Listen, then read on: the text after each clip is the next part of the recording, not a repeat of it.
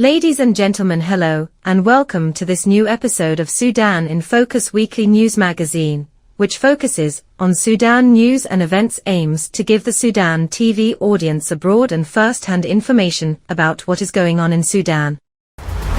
So let's go.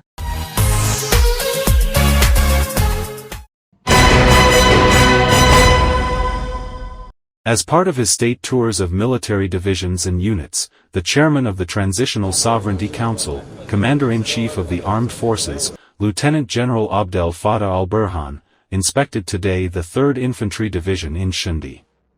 Al-Burhan visited the wounded, sick, and injured in the Battle of Dignity at the military hospital in Shundi, wishing them a speedy recovery, pledging to provide all the needs of the military hospital to provide services to the sick and injured and provide them with full health care. And he also inspected the work in the new service facilities in the hospital. The chairman of the Transitional Sovereignty Council, Commander-in-Chief of the Armed Forces, Lieutenant General Abdel Fattah al-Burhan Abdul Rahman, met in his office in Port Sudan on Tuesday with a delegation of the Democratic Unionist Party headed by Jafar al-Sadiq al-Marghani. Al-Burhan praised the role of political parties and forces for their continuous support for the armed forces in the Battle of Dignity against the rebel Rapid Support Militia. The chairman of the Transitional Sovereignty Council also met on Thursday with the delegation of the Popular Resistance of the People of Darfur, headed by the Makdum Salah al-Din Muhammad al-Fadl. The meeting touched on the efforts made by the resistance in the face of violations by the rebel terrorist Rapid Support Militia. The chairman of the Sovereign Council also met with the delegation of the Support Authority in the Darfur region, in the presence of the governor of the Darfur region, Mini Arko Minawi. The meeting touched on the efforts made by the authority during the last period in providing services to citizens and facilitating the delivery of aid to them. Al-Burhan met with the delegation of the Popular Resistance in the northern state, headed by Lieutenant General Dr. Salah Yassin Salah, and valued the role of the Popular Resistance that responded to the call of the homeland and engaged in the ranks of the armed. A member of the Sovereignty Council, Lieutenant General Naval Engineer Ibrahim Jaber in Port Sudan, chaired on Thursday the meeting of the Higher Committee for Dealing with the United Nations in the presence of the membership of the committee. Dr. Graham Abdelkader, Minister of Information in charge and official spokesman for the committee, said in a press statement that the meeting dealt with several important issues, the first of which is the issue of the humanitarian situation in the country, where the Commissioner for Humanitarian Aid presented a report on the humanitarian situation and efforts to address the situation, especially in the states of Darfur and the states affected by the war.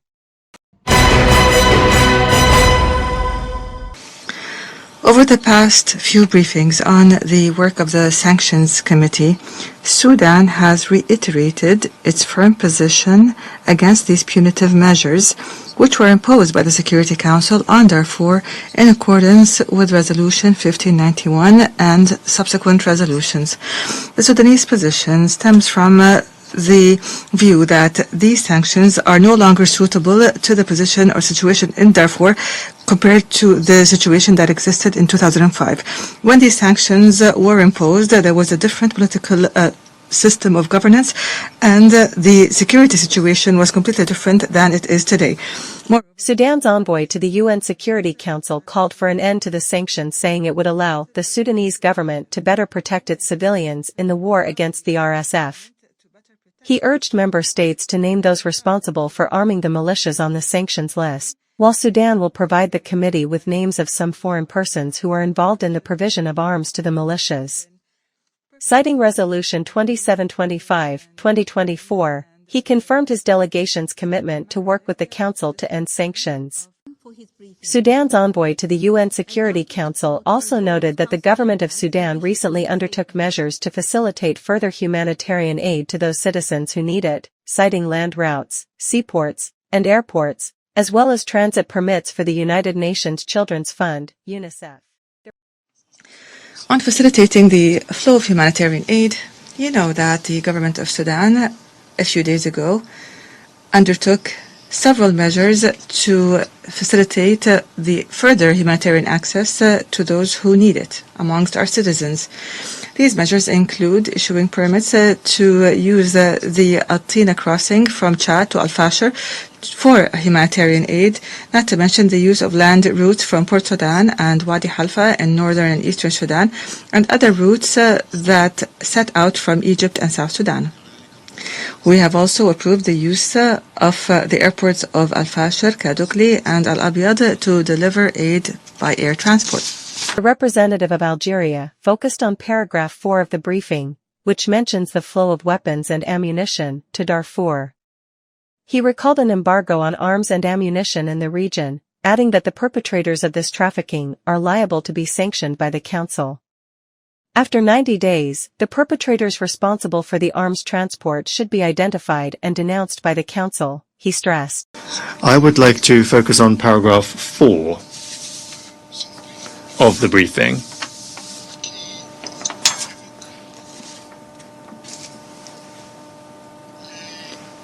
That paragraph mentions obligations under international humanitarian law.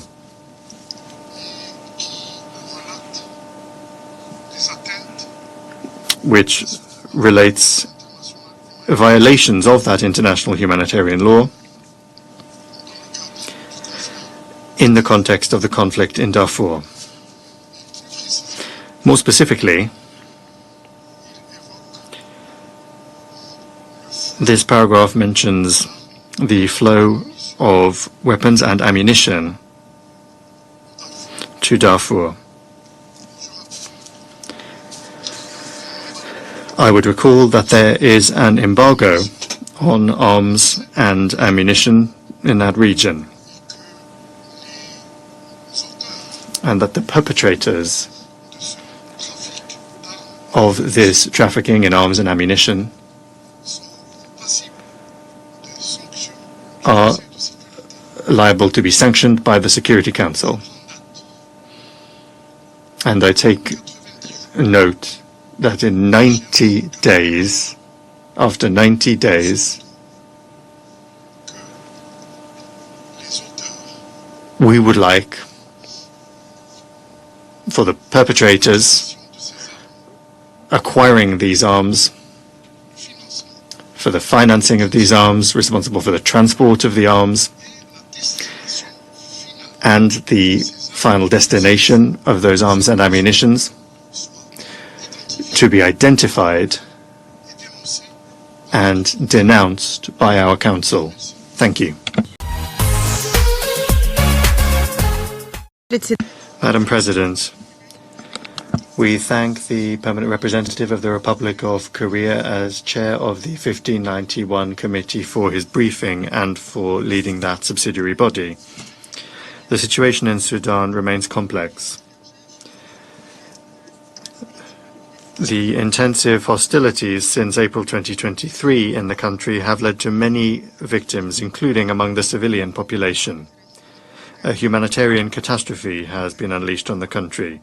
According to OCHA, during the conflict, more than 13,000 people have died. Almost 10.7 million Sudanese people have been forced to leave their homes. Half of the country's population needs humanitarian assistance. The country absolutely needs the support of the international community. At the same time, we are not inclined to overly dramatize the humanitarian situation, nor to use it as a lever to exert pressure on the Sudanese. We recall that on the 5th of March, the country's authorities took the decision to resume the supply of humanitarian assistance through a number of border crossings with Chad, South Sudan, Egypt, and also via several Sudanese airports. Moreover, as the UN country team reports, Port Sudan has approved the 17th of March passage of 60 trucks with humanitarian assistance via the Adre crossing point on the border of Sudan and Chad in Leganina. And I would recall that OCHA pointed out that the situation in that city is incredibly serious. We are confident that this will not be a one-off action. The Sudanese authorities are consistently showing a willingness to cooperate in order to resolve humanitarian issues. Russia wholeheartedly welcomes that stance by Port Sudan. We call upon other member countries of the Council to also express their unconditional support. Madam President, we support the efforts of the personal envoy of the UN Secretary-General on Sudan, Ramtan Lamamra, to rapidly achieve peace and stability in Sudan. We hope that the Algerian will be able to restore the reputation of the World Organization in the eyes of the Sudanese people after the unscrupulous and biased work of the former leadership of the UN Integrated Transition Assistance Mission in Sudan.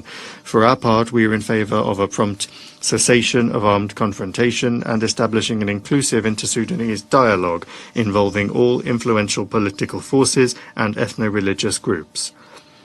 We believe it is unacceptable for there to be any destructive outside interference in the affairs of friendly Sudan.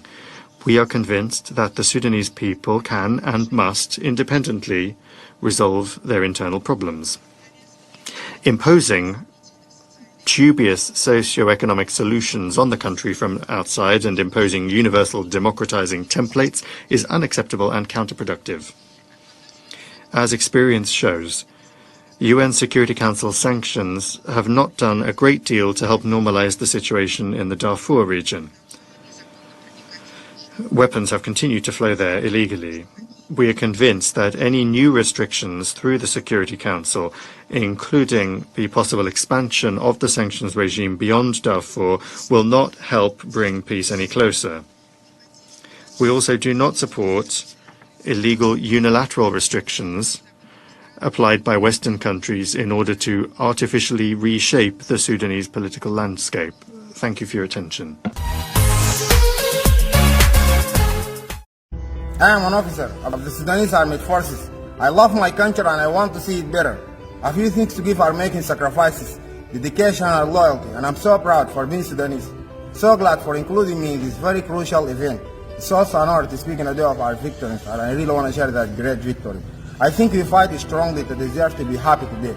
We made progress and took back one of the important strategic areas to make a difference. So it's crucial time now to put a stop to every single enemy. And be careful, we are a united nation and we are ready to go into another war when it comes to Sudan. As I mentioned earlier, it does not matter allies or anything else, as long as there are unique leaders and strong fighters. So what matters, we're doing our best to try and achieve this victory.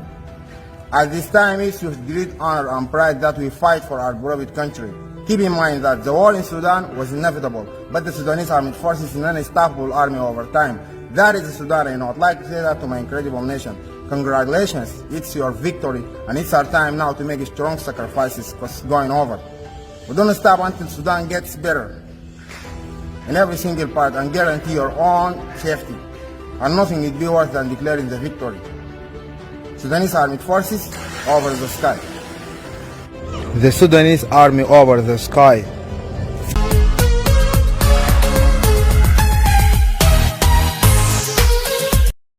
الربيع عبد المنعم, the UK resident who's registered as a taxi driver in the city of Sheffield. But الربيع is by no means your average taxi driver. As well as driving customers, his car also hosts the infamous live streams that are driving and inciting crimes against humanity in Sudan, perpetrated by the Rapid Support Forces militia, also known as the Janjaweed. Of course, Al-Rabi' brands himself as a journalist and political analyst. His claims can be legitimized by his presence as a guest on regional news stations such as BBC Arabic and Al-Hadath. However, a deeper dive into Al-Rabi''s so-called journalism and political analysis reveals him to be a mouthpiece for Janjaweed militants terrorizing innocent Sudanese civilians. Indeed, the streams Al-Rabi' records from his car, in the safety and sanctity of the UK, have incited the Janjaweed to use rape as a weapon of war, target civilians on the basis of their ethnicity, commit a war crime in attacking a hospital, and carry out the ethnically motivated killing of a politician. Moreover, Arabia's influence over the militia is reflected in his brutal demands being implemented on the same day. With the Janjaweed notorious for their use of rape even before the war, the first clip we're going to look at is Arabia justifying the militia's use of rape as a weapon of war from the very same taxi he uses to transport women. يا اخوي نحن هوي انا اكلمكم واضح شوف انا كلامي برا نحن المرة ده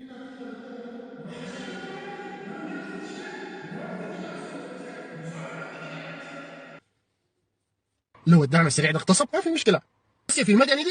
In clip 2, Arabia threatens the killing of a Sudanese woman, the singer and cultural icon Neda El-Gala. الليلة نضل القلعة طلعت قال دقوا بيتي قال سبحان الله بلاكي في بيتي إن شاء الله عقبال ما نبلك أنت ذاتك. هسه نحن بلينا البيت ودارين نبلك أنت ذاتك عارفان. In clip 3, Arabia incites ethnic cleansing in calls for the Janjaweed to target northern Sudanese cities by making the war severely intense and destructive in northern Sudan. بس والله نكتمها فيكم كتمة لما تقولوا بس انا دي قناعتي كده. شوفوا الحرب دي ما كتمت في الشمال ما بتجي اصلا ما بتتحل مشكله البلد دي اصلا. لا تقول لي والله اتفاق في جوبا ولا تقول لي اتفاق في جده ولا تقول لي اتفاق. شفت الناس دي تكتمها فيهم في الشمال ده. لازم الحرب دي تتكتم هناك. ما تقول لي اتفاق سلام ولا تقول لي وقف حرب. لا الحرب دي تصل الشمال لازم تصل الشمال.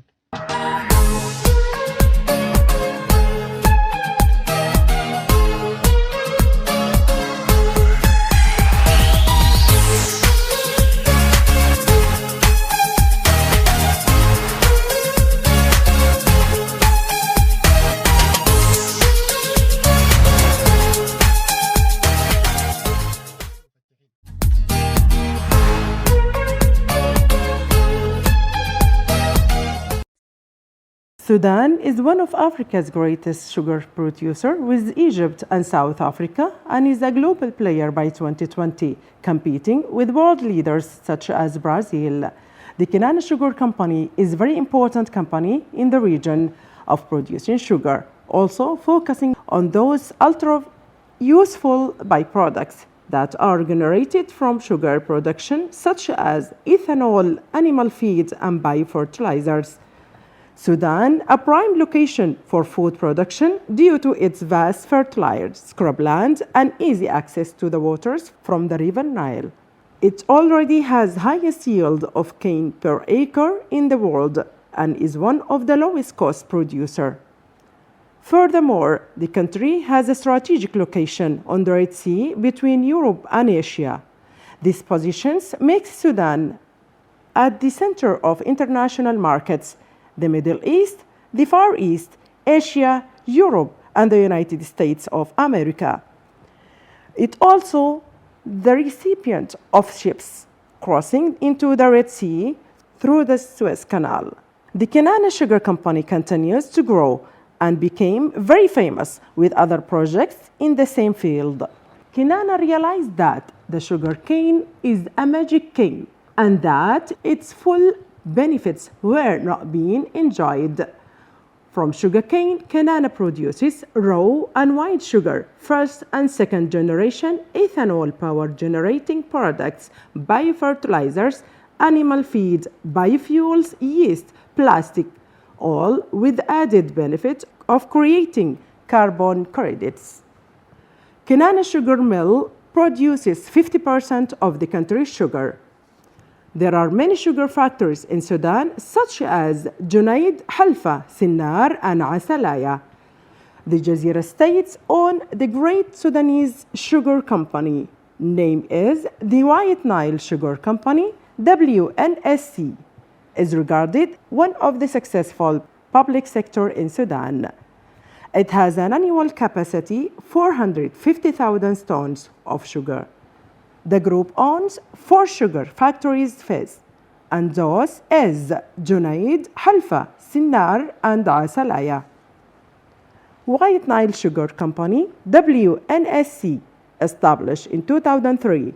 The company aims to establish and operate an integrated agricultural industrial complex for the production of refined sugar and various byproducts, as well as the generation of electric power.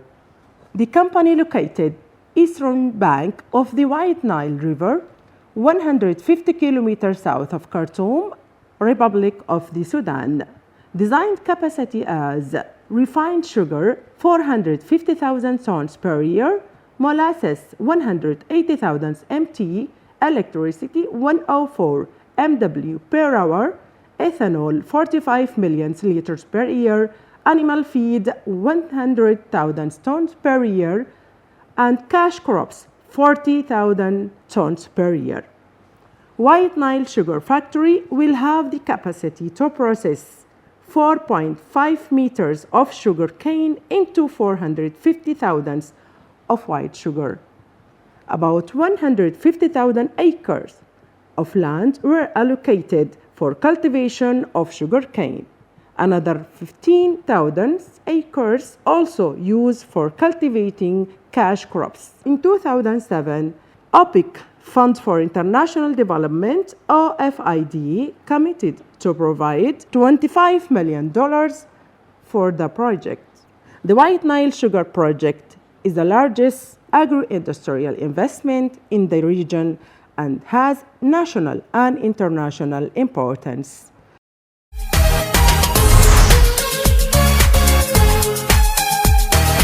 Fighting continues in Sudan despite a United Nations Security Council call for a ceasefire during the Muslim holy month of Ramadan. On Tuesday, the army regained control of the symbolically important state television studios. The Rapid Support Forces used the building for military operations, and there are reports that it was also used as a detention centre. Hibba Morgan reports from Omdurman. This is the premises of Sudan's National Corporation for Radio and Television, or at least it used to be. Because of the fighting between the RSF and the Sudanese army, this is what now it looks like. There are signs of the fighting that took place between the Sudanese army and the paramilitary Rapid Support Forces. The RSF was in control of this building since April 15th, when fighting broke out between the RSF and the Sudanese army in Sudan's capital, Khartoum. The premises is also home to Sudan's oldest and largest collection of archives, and that includes archives from Sudan's independence up to just before the conflict began in April. Now, over the past few months, the Sudanese army laid siege to the premises of the Broadcasting Corporation, and for weeks has been tightening the siege around the paramilitary Rapid Support Forces. And on the early hours of Tuesday morning, the Sudanese army was able to regain control of this premises. Now, this is significant for two reasons. Historically, whoever controls Sudan and its government controls the state television. So symbolically, this gives the Sudanese army an upper hand. It also shows how far the Sudanese army has come over the past few months of fighting between it and the RSF.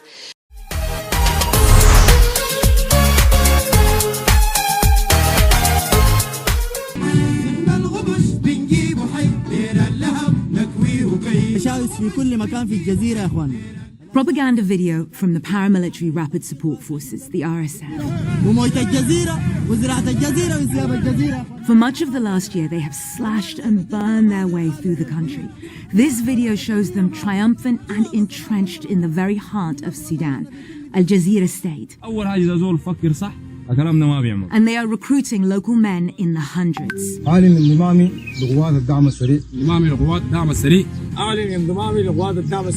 But it's impossible to tell who here is a willing soldier and who has been forcibly conscripted. Eyewitnesses have told CNN that RSF soldiers are giving civilians an ultimatum: enlist or starve.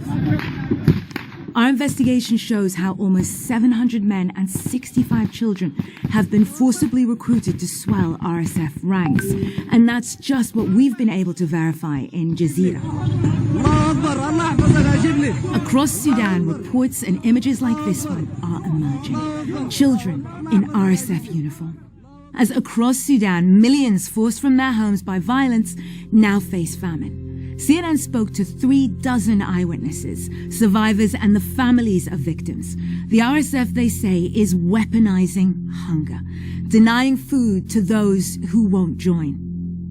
Aid groups say almost 4 million children in Sudan are already malnourished as the country faces mass starvation. If aid agencies can't get food to those in need, almost 250,000 children could die.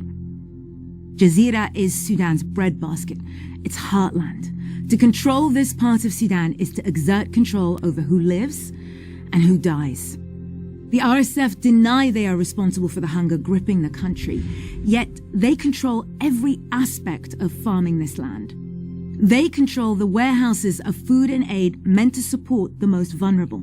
They control the seed supplies, fertilizer, pesticides, agricultural machinery, and irrigation channels. And it's not just the infrastructure. Farmers are being targeted, brutalized, degraded, and even killed. Not just to control food, but to force allegiance. You hear shots off camera as 6 of the men are executed, according to survivors who spoke to CNN. Those who were spared say the RSF threatened to starve their families if they didn't join. The RSF sit in the heart of Sudan, hoarding food meant for millions. From here, they can wait out, starve out Sudan's people and its army. Fear, uncertainty, despair cascade as the months of war drag on and the world looks away. نعم الباغر, CNN, London.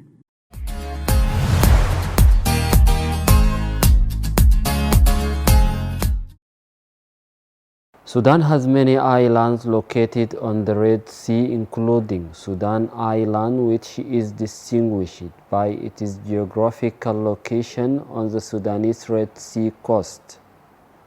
Sawakin Island is a Sudanese island is overlooking the Red Sea with an area of 20 kilometers.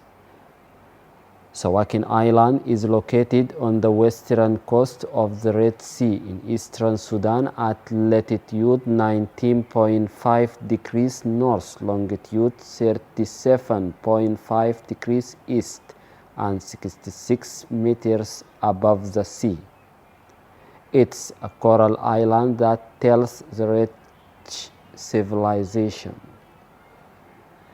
The area of Sawakin Island is 20 square kilometers and it contains more than 370 residential and governmental plots of land. Mukwar Island includes the Dungunab Natural Reserve. The National Reserve site is located in Dungunab Bay and Mukwar Island, 125 kilometers north of Port Sudan. The site includes highly diverse system of coral reefs, mangroves, grassy seabeds, beaches, and coral islands. The islands provides a natural environment for many of the rarest and most diverse types of tropical marine creatures, including seabirds, marine mammals, fish, sharks, turtle, and marine rays, in addition to a huge number of sea cow species. Mukwar Island, the largest Sudanese island on the Red Sea, along with many small uninhabited islands. In addition to the biodiversity and marine environments within the reserve, including a huge diversity of coral reefs, bays, marine plants, marine challenge, sandy and rocky beach. The reserve is also home to many endangered species, including sharks and huge numbers of rays and whales. There are many sharks in Sudanese waters, including sharks that are threatened with the extinction, worldwide and are classified as endangered on the IUCN threatened list, where there are diverse formation of coral reefs and large group of fish including sharks.